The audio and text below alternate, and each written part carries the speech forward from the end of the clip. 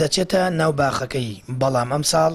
پێدەچێت بەدەستی بەتاڵ بچێتە دەرەوە لەبەرەوەی بەشێک لە دارگوێزەکانی گوێزیان نەگرتووە و بەشێکی دیکەشیان بە یەکجاری وشک بووە. هەورامان بە گوێز و ئاوهەواکەی ناسراوە، بەڵام پێدەچێت ئەم ساڵی بەرەمی ناوچەکە گوزارشت لە ناسنامەکەی نەکات و تەنانەت ئەگەر بەم شێوەیە ساڵانی ئایندا دۆخەکە بە ناجۆری بەردەوام بێت، ئەوە مەترسی لە کیسچوونی ئەو بەرەمی هەورامان لە ئارادایە. ئیم ساڵ گوێز بە تایبەتی نییە لە باخێکە دوو بنەرگە بنێک هەرگە هەبێ ئەم بنە خۆی ساڵان بووە 3-4 هەزاریە پێوە بوو، بەڵام ئیم ساڵ بە بۆنەی سەرما و نەخۆشی شتەوە هەمووی 500 گوێزی پێوەیە، ئەرگە 500 گوێزەکەی پێوە بێ بە بۆنەی سەرماوە هەم بە فروباران بووە بە بۆنێ نەخۆشیەوە گوێزی ئیم ساڵ نییە ڕێگەگرێ بەڵام ساڵ بە بۆنەی ئەم نەخۆشی و سەرماوە وشەگە بێ خۆ ئەوە نییە بڵێ بەعزێکی ئەمێنە و بەعزێ گوێز بگرێ و ئەوە نییە، هەر بەخۆی لە بنا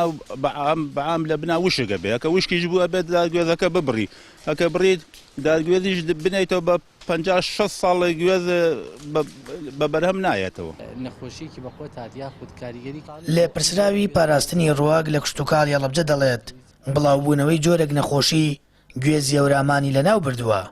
هاوکات لەگەڵ بڵاوبوونەوەی نەخۆشی لەناو دارگوێزەکان وشکە ساڵی وشکبوونیکانی و بیرەکان هۆکارێکی دیکەیە بۆ کەمبوونەوە لە ناوچوونی بەرەمی گوێز لە هەورامانی باشووری کوردستان. بەعام بەروبیمی سەرجەمدارەکان کەم بووە بەهۆی ئەو سەرما و بەفرەی کە لە کاتی خۆیان باری و بەشێک لە دارەکان بەرەمەکانیان لەدەستدا و یاخود دەتوانین بڵین بەرەمەکانیان سەمەرەکانیان دواکەوت، ئەمە ڕەنگی داوەتەوە لە زۆربەی دارە بەردارەکانە و گوێزی ژێکێکە لەوانە و ئەمساڵ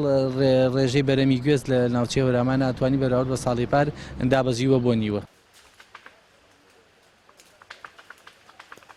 شارەزایانی کشتتوکاڵی و باغداری دەڵێن